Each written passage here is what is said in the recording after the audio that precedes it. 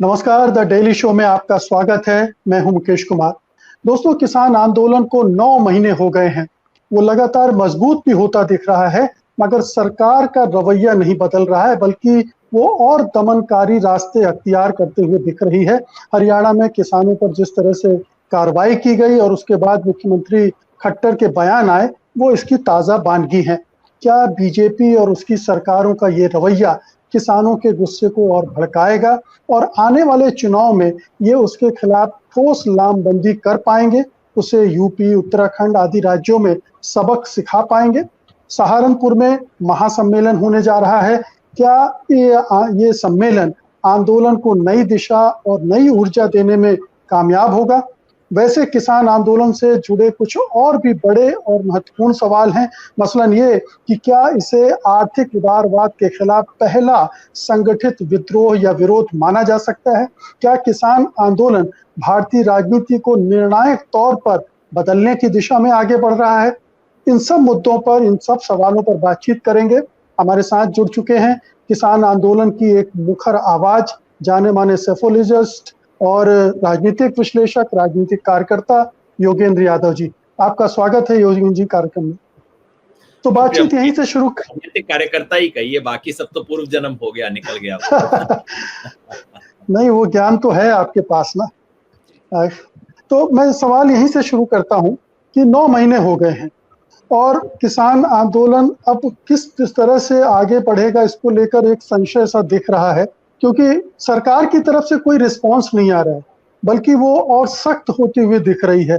तो क्या ये एक अंतहीन लड़ाई, एक अंतहीन संघर्ष में तब्दील होता जा रहा है, या आपको लग रहा है कि सरकार पर दबाव बन रहा है और दबाव बन रहा है इसीलिए सरकार ज्यादा हिंसक, दमनकारी होती दिख रही है?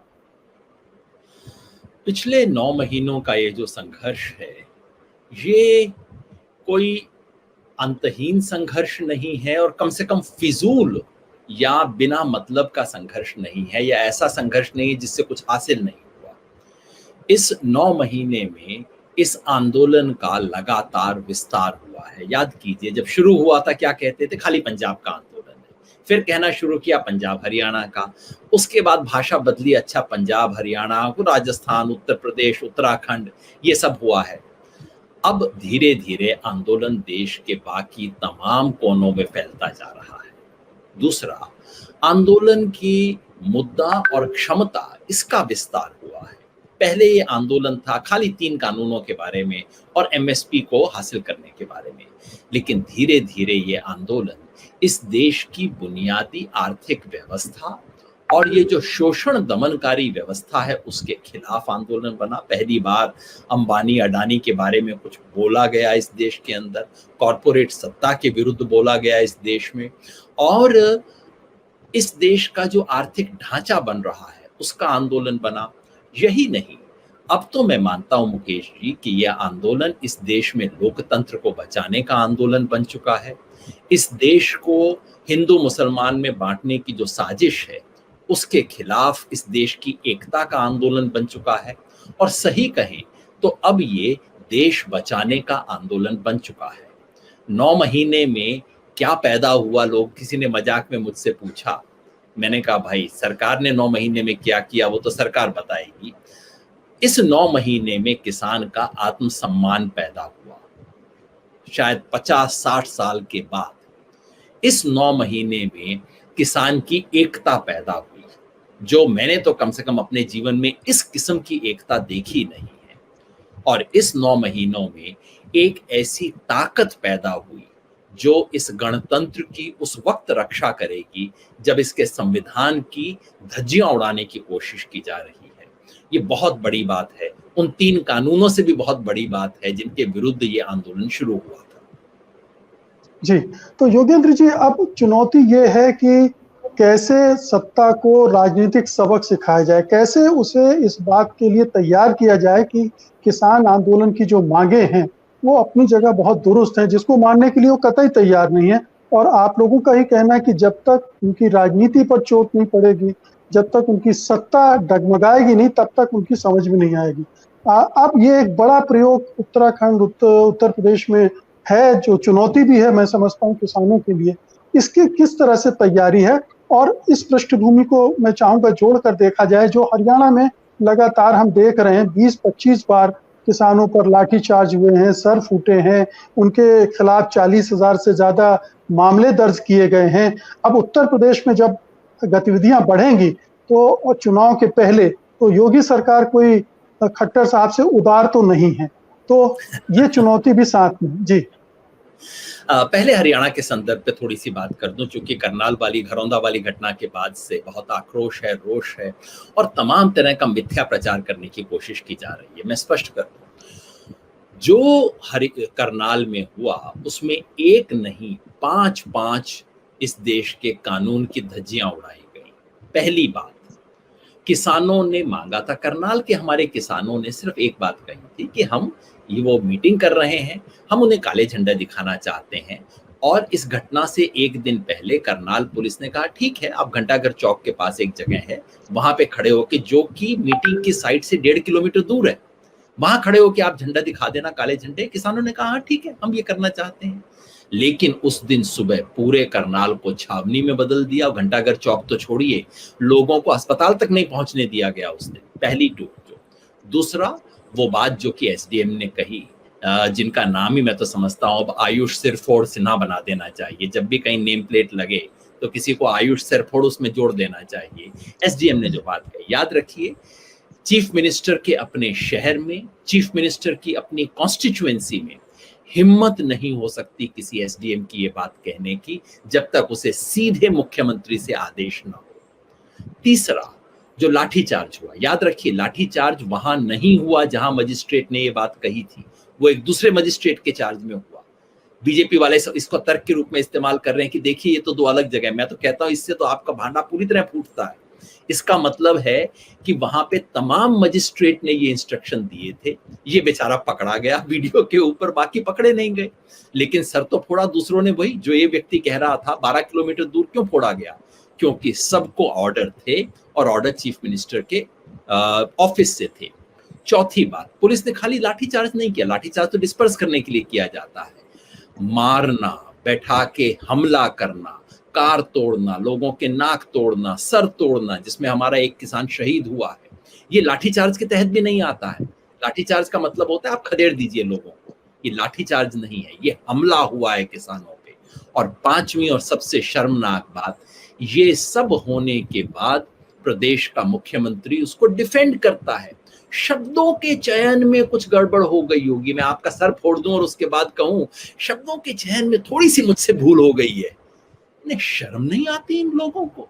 सच बात ये है, हरियाणा सरकार इस वक्त किसानों के साथ युद्ध में लगी हुई है, अपने ही नागरिकों के विरुद्ध युद्ध छेड़ रखा है, क्योंकि इनको गांव में घुसने नहीं दे रहे किसान, क्योंकि सरकार की वैधता समाप्त हो गई है, क्योंकि इनके एमएलए एमपी नेताओं की हिम्मत नहीं है कि अपने इलाके में जा सकें। खुद मुख्यमंत्री की हिम्मत नहीं है कि 35 किलोमीटर दूर चंडीगढ़ से मोरनी हिल्स में हेलीकॉप्टर से जाते हैं, 2-2 हेलीपैड बनाते हैं, एक किसान जिसमें किसान जाते हैं, दूसरा झूठे से रातों रात एक दूसरा हेलीपैड बनाते हैं। ये स्थिति आ गई है, ये सच्चाई है। उस संदर्भ में मैं उत्तर प्रदेश पे आता हूं, क्योंकि हकीकत ये है कि अपनी वैधता खोती हुई इस सरकार को अब दमन के अलावा कोई रास्ता नहीं दिख रहा। सरकार अहंकार से ग्रस्त है। सच कहूं तो मैं खट्टर जी को भी दोष नहीं देता ना, तो वो बेचारा एसडीएम तो बिल्कुल ही एक छोटा सा मोहरा है इस खेल के अंदर, और खट्टर साहब भी छोटे से मोहरे हैं। सच ये है, इस देश के प्रधानमंत्री को अहंकार की बीमारी है। सब कुछ सुलझ चुका है, बीजेपी के नेता खुद प्रधानमंत्री के सामने हाथ जोड़ चुके हैं, भाई इनकी बात मान लो, किसानों को जाने दो, हमारी राजनीति खत्म हो रही है। प्रधानमंत्री का अहंकार है, मानता नहीं। अब अहंकार की दवाई तो करनी पड़ेगी देश की जनता को। तो पिछले 9 महीने से किसान दवा देने की कोशिश कर रहे हैं अपने प्रधानमंत्री को ठीक करने के लिए। बाकी साधारण गोली से काम नहीं चला, तो अब बंगाल में एक इंजेक्शन दिया छोटा सा, उस इंजेक्शन से कुछ असर हुआ। मैं समझता हूँ मरीज में थोड़ा सा सुधार हुआ, उसकी स्थिति में पूरा ठीक नहीं हो पाया, इसलिए अब उत्तर प्रदेश में इंजेक्शन देना पड़ेगा। किसान वहां पहुंच रहे हैं। ये जो रैली है 5 सितंबर की, मुजफ्फरनगर की रैली, मैं समझता हूँ मुजफ्फरनगर की रैली दिखा देगी कि भाई जनता किसानों के साथ है या नहीं है। अगर है तो मैं समझता हूं संकेत जाएगा।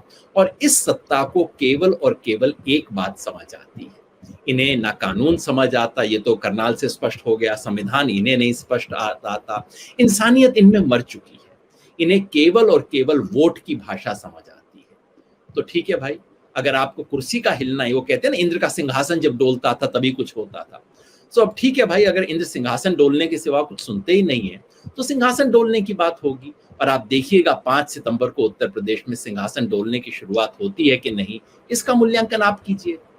जी, मुजफ्फरनगर के महासम्मेलन में होगा क्या? मुजफ्फरनगर की जो महापंचायत हो रही है वो केवल किसी एक प्रदेश की नहीं है, केवल एक किसी संगठन की नहीं है। उसमें मेरी उम्मीद है कि भारतीय किसान यूनियन टिकैत जो है वो आगे बढ़ चढ़ के हिस्सा लेगी, लेकिन प्रोग्राम उनका नहीं है। प्रोग्राम संयुक्त किसान मोर्चे का राष्ट्रीय कार्यक्रम है। पंजाब से हजारों किसान आएंगे, हरियाणा से दसियों हजार किसान वहां पे पहुंचेंगे और वहां एक तरह से मिशन उत्तर प्रदेश की शुरुआत की जाएगी। ये मिशन उत्तर प्रदेश क्या है? हम कह रहे हैं कि आंदोलन जिस किस्म की ऊंचाई पंजाब और हरियाणा में हासिल कर चुका है, जहां टोल प्लाजा को खोल दिया गया है, बीजेपी के नेताओं का बायकॉट हो रहा है, अंबानी अडानी के प्रोडक्ट्स को का बहिष्कार किया जा रहा है, कुछ वैसा ही अब उत्तर प्रदेश के तमाम इलाकों में हो। पश्चिमी उत्तर प्रदेश में हुआ है, लेकिन हम चाहते हैं कि अब पूरे उत्तर प्रदेश और उत्तराखंड में जाए, आंदोलन गहराई पकड़े, आंदोलन का विस्तार हो। इसको करने के लिए मिशन उत्तर प्रदेश की शुरुआत 5 सितंबर से की जा रही है। आपको क्या लगता है, जैसे ही मिशन उत्तर प्रदेश शुरू होगा, एक टकराव की नौबत उत्तर प्रदेश सरकार के साथ बनने लगेगी? उसमें गिरफ्तारियां होंगी और जो कुछ हरियाणा में हो रहा था लगभग हो सकता है ये जगह जगह वहां दोहराया जाए, क्योंकि योगी सरकार ने अपने पिछले 4 साढ़े 4 साल में यही किया है। उन्होंने हर आंदोलन को कुचला है, आंदोलनकारियों को सताया है, उनके खिलाफ फर्जी मामले दर्ज हुए हैं, उनके कुर्की हुई है उनकी जायदाद की, उनके खिलाफ पोस्टर लगाए गए हैं। तो ये सीधे टकराव की तरफ बढ़ रहे हैं दोनों पक्ष। हम टकराव नहीं चाहते, लेकिन उत्तर प्रदेश सरकार टकराव ढूंढती रहती है। जैसा आपने बताया, लोग अपने घर में बैठे रहते हैं और उनके ऊपर दंगे का मुकदमा कर दिया जाता है। पूर्व आईपीएस ऑफिसर दारापुरी जी, इतने सज्जन और इतने समाज सेवी किस्म के आईपीएस ऑफिसर आपने देखे नहीं होंगे। उस व्यक्ति के घर पे जाके कहते हैं कि तुम दंगा कर रहे हो, और उनका घर नीलाम करने का काम करते हैं ये लोग। तो उत्तर प्रदेश सरकार तो टकराव ढूंढती है, उनके सामने तो बेचारी खट्टर सरकार तो पानी मांगेगी उनकी निर्दयता के आगे, तो क्योंकि उत्तर प्रदेश में तो पुलिस राज चल रहा है, गुंडा राज चल रहा है। उत्तर प्रदेश में सरकार, कानून व्यवस्था और संविधान का राज तो चल नहीं रहा है। तो वैसे जगह पे अगर सरकार टकराहट लेती है तो हम इसका क्या कर सकते हैं? हमारा इरादा सरकार से टकराहट का नहीं है।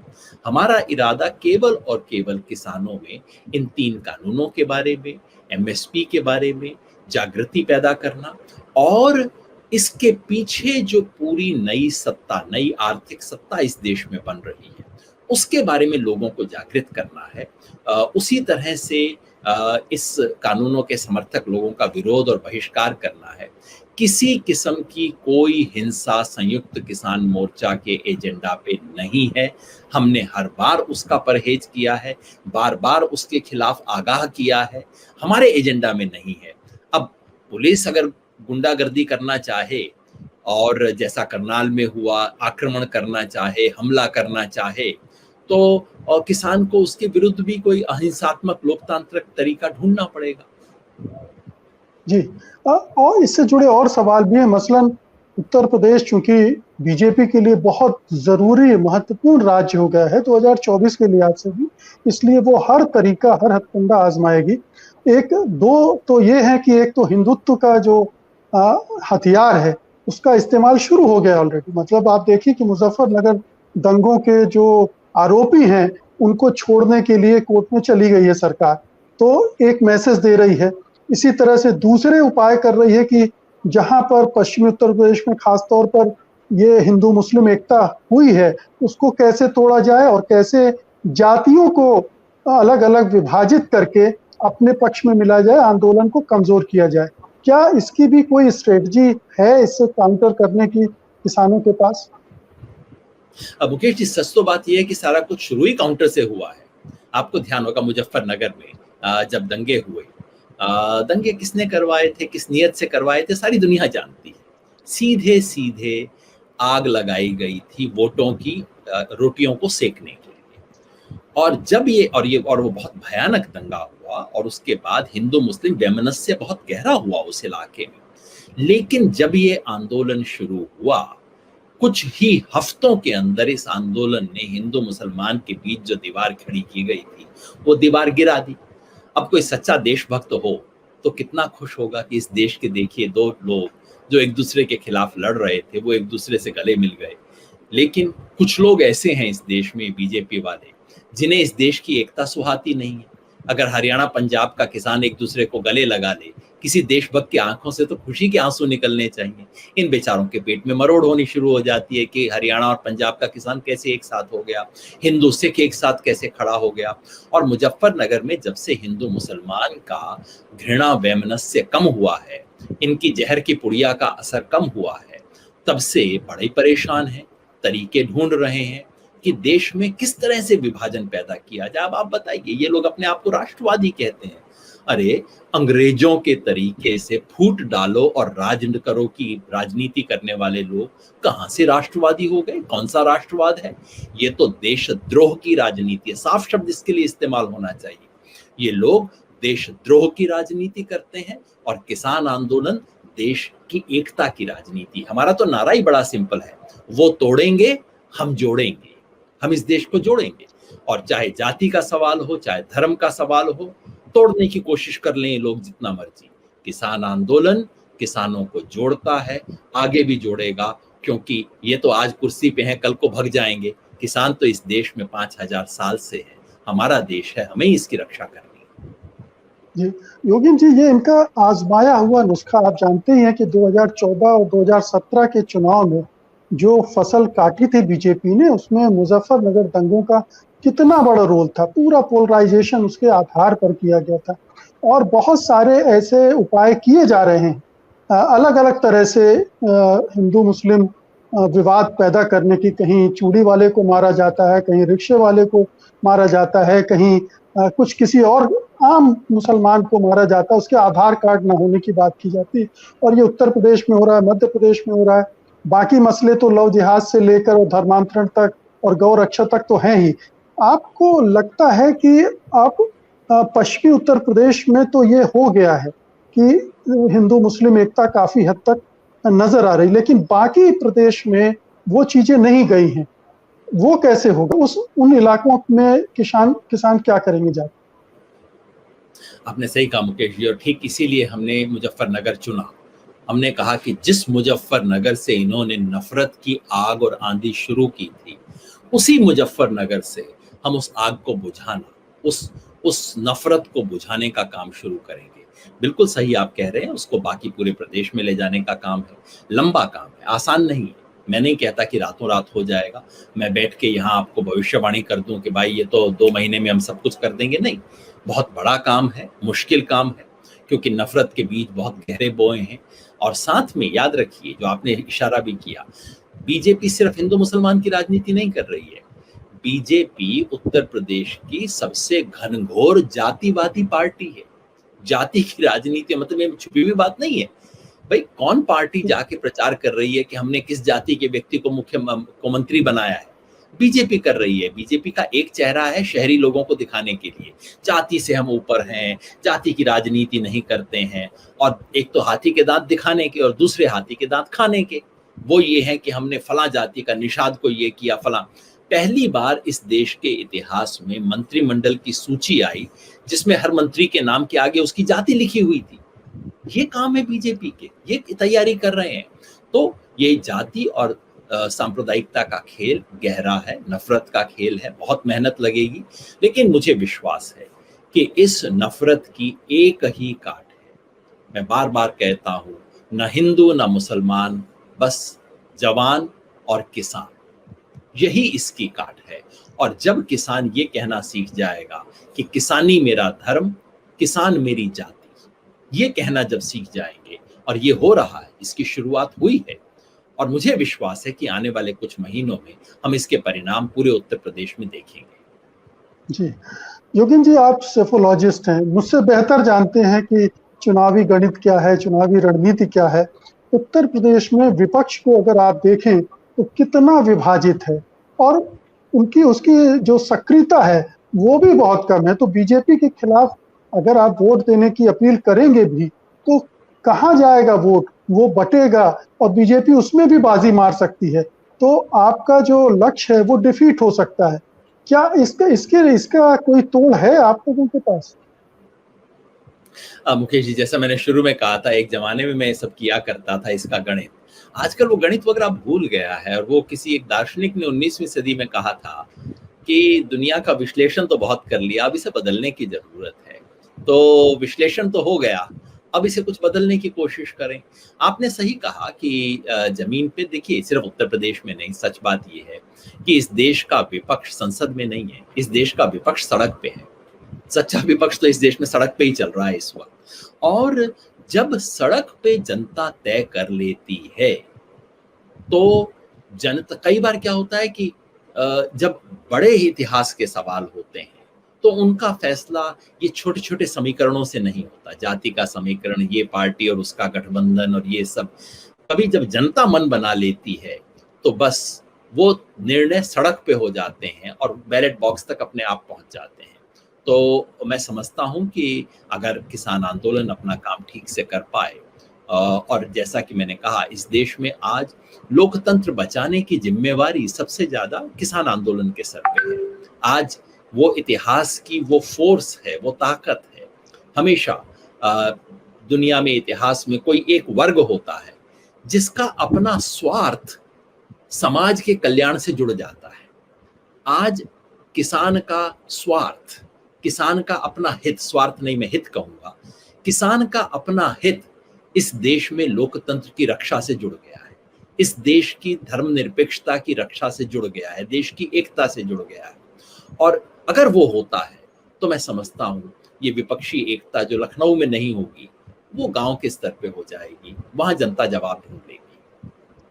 जी, ये बताइए कि योगी सरकार की नाकामियां, मतलब उनका कोई हिसाब किताब ही नहीं है, हर स्तर पर नाकाम रही है। और कोरोना काल में तो हमने देखा कि किस तरह के दृश्य हमें गंगा नदी, उसके किनारे और जगह जगह देखने को मिले।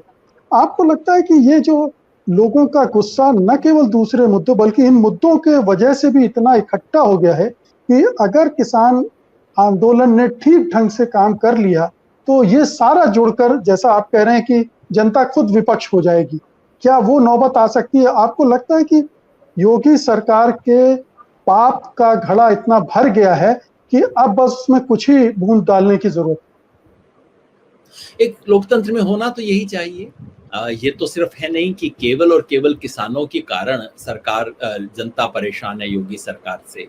जिस सरकार के रहते हुए इस इतनी ज्यादा मौतें हों, जिसके आज भी सार्वजनिक आंकड़े नहीं आए मुकेश जी, और मैं पूरी जिम्मेवारी से कहता हूं, जब हमारे पास पूरे आंकड़े आए, आज 2 साल बाद, 5 साल बाद, जब इतिहासकार लिखेगा, कम से कम 10 लाख मौतों का हिसाब निकलेगा उत्तर प्रदेश से, केवल उत्तर प्रदेश से।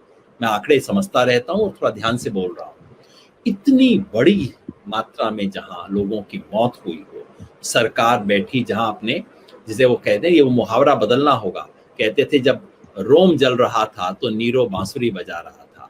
अब हमें कहना होगा कि जब लोग मर रहे थे तो ये अपना गाल बजा रहे थे, ये अपना गाल बजा रहे थे उस वक्त। तो ऐसी सरकार के खिलाफ जाहिर है जनता में गुस्सा है, और किसान आंदोलन उस गुस्से को एक दिशा दे सकता है, उसको एक चैनल दे सकता है, जो कि आज नहीं है। ऐसा संभव है, लेकिन मैंने फिर कहा यह काम आसान नहीं है, क्योंकि उत्तर प्रदेश में सरकार के पक्ष में सरकार के अपने काम नहीं है। किसी भी समझदार राजनीतिक विश्लेषक से पूछ लीजिए, वो बताएगा कि 2 चीजें सरकार के पक्ष में है, एक तो जाति का समीकरण, और दूसरा एक पार्टी जो कि कहने को विपक्षी पार्टी है लेकिन इनकी जेब में है। ये दो चीजें इस सरकार के पक्ष में हैं। इसका मुकाबला कैसे होगा, ये आसान काम नहीं है और इसलिए जनता को सिर्फ 19-20 के फर्क से काम नहीं चलेगा, ये ज्यादा बड़ा फासला करना होगा। जी, विरोधियों का काम दो तीन चीजें और पक्ष में है योगेंद्र जी सरकार के। मीडिया बल, सत्ता बल, धन बल, इनका अभी मुकाबला करना उत्तर पड़ेगा। प्रदेश में है। मैं तो उत्तर प्रदेश की विशेष दो बातें बता रहा था। ये तो देखिए, जी, मनी, मीडिया, मसल, ये सब तो पूरे देश में इस्तेमाल कर रहे हैं। दुर्भाग्यवश चुनाव आयोग जैसी संस्थाएं जिनको स्वतंत्र होना चाहिए, उन्होंने भी जिस तरह के फैसले दिए इतने विचित्र हैं कि उसके बारे में भी संदेह होता है। तो वो तो सब पूरे देश में इनके साथ हैं। उसके अलावा ये भी है, तो मतलब गवर्नेंस का जो इनका रिकॉर्ड है वो तो इतना खराब है कि शर्म आएगी किसी को भी कि ये ऐसी सरकार उत्तर प्रदेश ने कभी देखी थी। उत्तर प्रदेश ने पहले भी कोई बहुत अच्छी सरकारें नहीं देखी थी, चाहे किसी भी पार्टी की हो। बहुत अच्छी सरकारों का रिकॉर्ड दुर्भाग्यवश उत्तर प्रदेश में नहीं रहा है, लेकिन इस सरकार ने तो सारी हद पार कर दी है। और उसके बाद अगर लोकतंत्र में कोई सरकार बुरा राज करके इतने लोगों की मौत को देखते हुए, अपना गाल बजाते हुए देखने के बाद अगर कोई सरकार दोबारा चुन के आ जाती है, तो उस लोकतंत्र का अर्थ क्या रह जाता है। इसलिए मैं समझता हूँ कि ये एक चुनौती है और बहुत बड़ी चुनौती है उत्तर प्रदेश में करना। मैं इसको साधारण नहीं मानता। मैं नहीं कह रहा हूँ कि उत्तर प्रदेश का परिणाम तो आज हो ही गया, नहीं, बहुत लंबा काम है, मुश्किल काम है, लेकिन जो मुश्किल काम है वही तो करने लायक होता है। जी, योगेंद्र जी, अभी आपने उस तरफ इशारा भी किया था। बड़ा सवाल है, थोड़ा सैद्धांतिक सवाल है, लेकिन मैं चाहता हूं इस पर आप बोलें कि क्या ये किसान आंदोलन जिस तरह से संगठित हुआ है, इसे आर्थिक उदारवाद के खिलाफ एक संगठित विद्रोह माना जा सकता है? वो स्टेज आ गई है। ये लंबा आंदोलन, दुनिया भर में ऐसे आंदोलन बहुत गिनती के हुए होंगे। तो क्या इसने, जिस तरह से आपने कहा कि बहुत से वर्गों को भी जोड़ा है, मजदूर भी जुड़ चुके हैं और भी लोग जुड़ चुके हैं, तो क्या ये स्टेज है जहां पर हम इस आंदोलन के इस रूप में भी देख सकते हैं? मैं समझता हूँ शायद इसीलिए नोम चॉम्स्की ने भी इस आंदोलन के बारे में बोला है, कहा है कि ये ऐतिहासिक और अद्भुत किस्म का आंदोलन है। चूंकि ये इस आंदोलन का जो असर है, देखिए, जो 3 कानूनों का विरोध है, इन 3 कानूनों के मूल में क्या है। ये 3 कानून मूलतः ये कहते हैं कि खेती इस देश में होनी चाहिए, लेकिन किसान जो है बाधा है। किसान इस देश की खेती में बाधा है। कंपनियों को करनी चाहिए खेती, कंपनियों के लिए रास्ता खाली करो, जैसे इंग्लैंड अमेरिका में होता है, वहां पे कंपनियां खेती करती हैं, यहाँ पे भी कंपनियों के लिए रास्ता खाली करो। मोटे तौर पे ये बात कह रहे हैं तीनों। और सरकार ने सोचा था कि कोरोना काल में एक तो पता नहीं लगेगा किसानों को, दूसरा किसान कौन खड़ा होंगे, और इस इतने बड़े कानून के खिलाफ कौन, किसकी हिम्मत होगी इसके खिलाफ खड़ा होने की। और ये बात सच है कि अमूमन ऐसी चीजें होती हैं, और जो वर्ग इससे प्रभावित होता है वो इतनी क्षमता नहीं जुटा पाता इतनी बड़ी चीजों का विरोध करने की। तो इस लिहाज से मैं समझता हूँ ये बहुत बड़ी ऐतिहासिक घटना है कि इसके खिलाफ किसान खड़े हो गए हैं। और खड़े हो गए हैं सिर्फ कानून के बारे में नहीं, अब किसानों को पता है, अंबानी अडानी का नाम आप किसी ट्रैक्टर ट्रॉली पे जाके पूछ लीजिए, वो अडानी अंबानी का नाम लेंगे। कंपनी राज आने की बात आ रही है, ये बात किसानों को समझ आने लगी है, इसलिए किसान खड़े हुए हैं। तो उस लिहाज से इस देश में पिछले 30 साल से जो आर्थिक परिवर्तन आ रहा है, जो कि इस देश की अर्थव्यवस्था को, इस देश की राजनीति को एक अलग दिशा में ले जा रहा था, उसके खिलाफ एक पहला सशक्त संगठित विद्रोह खड़ा हो रहा है। ये इसलिए इसका महत्व बहुत गहरा है। मैंने कहा कि ये आंदोलन केवल 3 कानूनों के खिलाफ आंदोलन नहीं है, केवल एमएसपी ले लेने के लिए आंदोलन नहीं है। अब ये आंदोलन एक गहरी, इस देश के आर्थिक विकास के मॉडल पर सवालिया निशान लगाते हुए आंदोलन बना है। इस देश के लोकतंत्र को बचाने का आंदोलन है, देश की एकता को बचाने का आंदोलन अब ये बन गया है। और यही बात होती है ऐतिहासिक आंदोलनों में। याद रखिए, जब जयप्रकाश नारायण का आंदोलन हुआ था तो उसकी शुरुआत गुजरात के एक हॉस्टल में मेस के खाने से हुई थी, लेकिन वो आंदोलन गुजरात की उस वक्त की कांग्रेस की सरकार के भ्रष्टाचार का आंदोलन बन गया। ये आंदोलन तो शुरू ही बड़े सवाल से हुआ था और उसके बाद इसने एक बहुत विराट स्वरूप ले लिया है। और मैं समझता हूँ इस लिहाज से इस देश में खेती किसानी और इस देश की भविष्य की आर्थिक नीतियों की दिशा और दशा तय करने वाला आंदोलन ये बनेगा। लेकिन ये भी तो हो सकता है कि किसान ये तीनों कानून वापस ले ले केंद्र सरकार, और मामला यहीं खत्म हो जाए और जो आर्थिक मॉडल चल रहा था वैसा ही चलता रहे। क्योंकि बहुत सारे लोगों का मानना है कि इतिहास का पहिया आगे निकल चुका है, आप उसे पीछे नहीं खींच सकते। मुकेश जी, हमेशा जब इस किस्म के बड़े आंदोलन होते हैं तो उसके सामने जो मुद्दे होते हैं वो तात्कालिक होते हैं, और अगर इन तात्कालिक मुद्दों पे सरकार कदम पीछे उठाने को मजबूर होती है, और वो मोदी सरकार जिसके बारे में कहते हैं कि ये तो कभी पीछे नहीं जाती, अभी ऑलरेडी बैकफुट पे है, मैं समझता हूं ऐसा नहीं कि उससे अगले दिन कोई लिबरलाइजेशन, प्राइवेटाइजेशन, ग्लोबलाइजेशन रुक जाएगा, और सब मायनों में रुकना भी नहीं चाहिए, कुछ चीजों में उचित है वो चीज, लेकिन उससे सारी राजनीतिक वर्ग को एक सबक मिलेगा।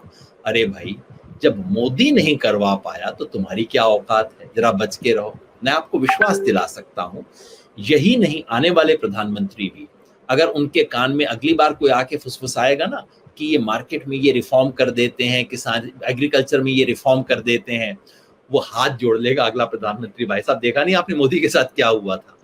यही एक राजनीतिक संकेत होते हैं जो इसको बदलते हैं। रातों रात यू टर्न हो जाएगा नहीं होगा, लेकिन जो लेबर रिफॉर्म के नाम पे किया जा रहा है, जो देश में सरकार की संपत्ति, राष्ट्रीय संपत्ति को जिस तरह से औने पौने दाम पे बेचने का काम हो रहा है, इन सब पे इसका असर पड़ेगा। क्योंकि अगर ये होता है, किसान आंदोलन की जितनी गहराई हो रही है, आप देखिए विपक्ष की भाषा भी बदल गई है। कांग्रेस 6 महीना पहले ये नहीं कहती थी काले कानून है पूरी तरह रद्द करो, अब कांग्रेस की भी ये भाषा बदल गई है। अब कांग्रेस सरकारी संपत्तियों को बेचने के सवाल पे खुल के आ गई है। क्यों? क्योंकि इस किसान आंदोलन ने हिम्मत दी है विपक्षियों को भी, इनका भी गला खुल गया है थोड़ा सा बोलने के लिए। इन्हीं चीजों से राजनीति का माहौल बदलता है, राजनीति की दिशा बदलती है, और इसमें कुछ चेक एंड बैलेंसेस आते हैं। मैं नहीं समझता कि इससे कोई पिछले 30 साल के आर्थिक विकास की जो दिशा है वो रातों रात बदल जाएगी, लेकिन उसमें कुछ चेक्स और बैलेंसेस आने शुरू होंगे जिसकी निहायत जरूरत है।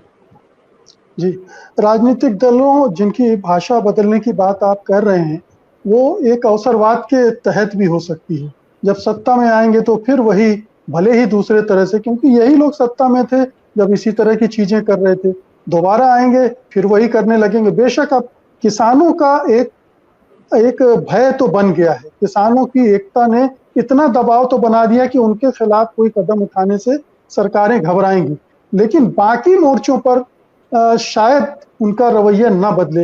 या आपको नहीं लगता है कि ये निर्णायक तौर पर ही ये सारी चीजें बदल रही हैं? अब मुकेश जी, राजनीति में जो कुछ परिवर्तन होता है वो अवसरवाद के चलते ही होता है। अगर जिस दिन इस देश के मुख्यमंत्रियों को लगने लगेगा कि अच्छा अगर रेप हुआ तो अगली बार इलेक्शन में हार जाऊंगा, उस दिन रेप आगे से होने कम हो जाएंगे, बंद हो जाएंगे, है ना। और वो होगा क्यों? इसलिए नहीं कि मुख्यमंत्री अचानक सचेत हो जाएंगे महिलाओं के प्रति, अवसरवाद की वजह से ही होगा। तो राजनीति में तो अवसरवाद के चलते पार्टियां बदलती हैं, और दबाव की राजनीति इसी तरह से काम करती है, और उसमें कोई अजीब बात नहीं है। एक बात तो तय हो गई, इस आंदोलन से नेताओं को और मोदी जी को भी, भले ही मुंह से ना बोले, समझ तो आ गया कि भाई आगे से किसानों से पंगा नहीं लेना। ये तो हर इस देश के हर राजनेता को समझ आ गई कि पंगा नहीं लिया करेंगे किसानों से। सवाल ये है कि क्या ये बात बाकी सब चीजों पे लागू होगी? अभी से इस सब के बारे में कहना संभव नहीं है, क्योंकि ये इस पे निर्भर करेगा कि ये आंदोलन जैसे जैसे आगे बढ़ रहा है, इसमें शुरुआत हुई है किसान और मजदूर को साथ लेने की, मुहावरा बदला है, शुरुआत हुई है बेरोजगार युवा को साथ लेने की, तो क्या इनकी एकता, क्या जमीनी एकता में बदलती है? अगर वो होती है तो इस आंदोलन का असर और व्यापक होगा, नहीं होती है तो केवल किसान तक सीमित हो जाएगा।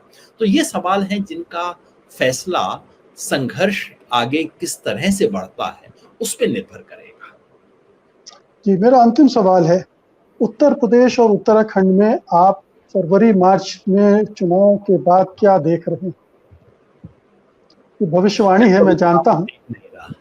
मैं मुकेश जी, एक जमाना था जब मैं भविष्य बताने का काम करता था, आजकल छोटा मोटा भविष्य बनाने का काम करता हूँ, बताने वाला काम छोड़ दिया आप जैसे समझदार लोगों पे।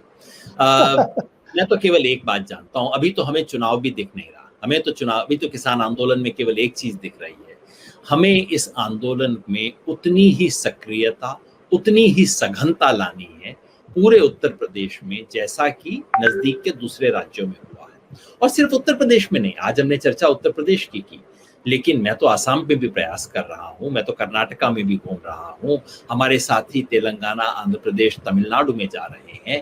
तमाम तरह के प्रयास हो रहे हैं जो कि आप अगले कुछ दिनों में देखेंगे।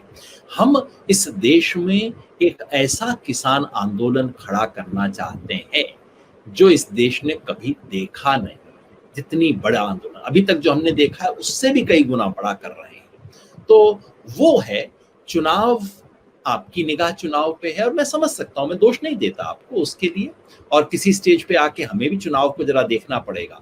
लेकिन फिलहाल हमारी निगाह चुनाव पे नहीं है, फिलहाल हमारी निगाह केवल और केवल आंदोलन पे है। तो मैं आपसे यही सवाल कर रहा हूँ कि अगले 6 महीने बाद आप इस आंदोलन को किस रूप में देख रहे हैं? मैं समझता हूँ इस आंदोलन के अंदर जो प्रवृत्तियां हैं वो उभर के सामने आएंगी। लोकतंत्र के सवाल पे, देश की एकता के सवाल पे, देश की अर्थव्यवस्था जिस तरह से बदल रही है, इन सवालों पर अब किसान आंदोलन खुलकर एक भूमिका लेगा। ये आंदोलन अब जो इलाके दिख रहे हैं उन इलाकों से ज्यादा, मैं तो सोचता हूं अगले कुछ महीनों में यात्राएं होंगी।